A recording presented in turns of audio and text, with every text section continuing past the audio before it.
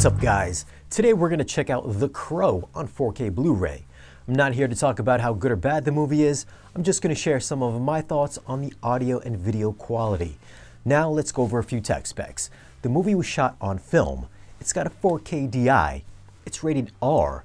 Runtime is 102 minutes. Aspect ratio is 185:1, and the audio is in DTS HD 5.1.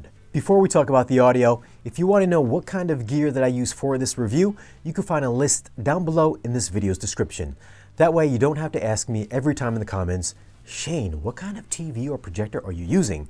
Well, it's down there in the video's description. As for the audio, it's only 5.1, so it did not get a new Dolby ATMOS mix. But that's okay because you can still upmix it with either Neural X or Dolby Surround to give you some more envelopment. And it sounds pretty good with either process, putting rain effects in the height channels, and it also gives the score some added depth. Now as a 5.1 mix, it sounds totally fine. I think the best part is going to be the musical choices, which is all rock music, and it does work really well for the action scenes, especially the big shootout at the end of the movie. I didn't hear much in the way of discrete sound effects or sound movement, but there is decent ambiance throughout. The bass response was just okay, so the explosions, especially some of the bigger explosions, they don't hit as hard or go super low, but you'll get a little kick out of your subs here and there. Some of the effects do sound dated, like punches, and the mix can sound flat at times. I mean, it's an older movie and it does sound its age. If you're new to the channel and you're into home theater or want to keep up with the latest and greatest in audio and video gear, then tap the subscribe button for new weekly videos. If you're a fan of the movie, then the biggest upgrade is going to be in the video department. As a side note, this is the first movie that I've ever seen at a theater on opening night back in 1994 when I was still a teenager, that there was people yelling and screaming during every single kill. It was probably, well, it was the craziest thing that I've ever experienced at a theater before, and it made the movie so much more fun and that much more memorable. Alright, back to the video quality.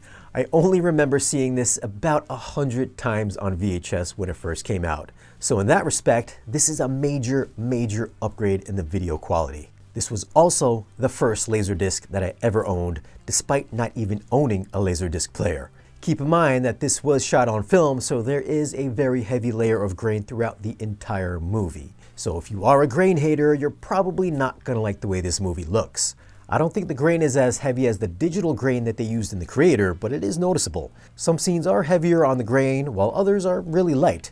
The detail is a mixture of softer shots that get lost in a sea of blackness, while others are so good that you might think this movie was recently shot. I never noticed that Brandon Lee had a chip in his tooth, which is something I didn't notice on VHS. It also brings out the very fine textures, which you'll notice on Winston's white t-shirt, and the dirty, grimy sets just make you wonder, how is this entire city this disgusting? There isn't a clean room in this entire film. I think having the film grain still intact and not scrubbed away by some AI procedures elevated the rundown, gritty environments visually. I think there's one flashback scene with a bit of color, but otherwise this is a very dark, bleak, black looking movie. The contrast levels look the best that I've ever seen yet for this movie, while there are still some muddy shots here and there, but the contrast levels do make the image pop. It's got a max CLL of 443 and a max FALL of 227, so it's not going to be an HDR scorcher. Some of the specular highlights do look a bit overblown, but nothing that's distracting and going to take you out of the movie. But overall, this is a fantastic looking 4K transfer, which I'm going to give an 8.8. For audio, it's a good mix. It's not a surround extravaganza or anything like that, although it's got some decent ambiance in the surround channels, and like I said earlier, you can always upmix it to get a broader soundstage. Bass was nothing special, but the dialogue was always easy to hear throughout the entire thing. I'm going to go 7.5 for audio.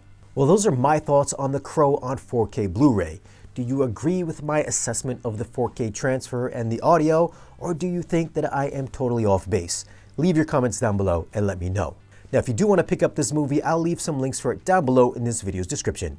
As always, guys, thanks for watching. If you want, you can follow us on social media, and if you want to support the channel and get exclusive content like great discounts on audio and video gear, then stop by our Patreon page. Be sure to like this video if you found it useful and subscribe if you have not already. And I will see you again in the next video.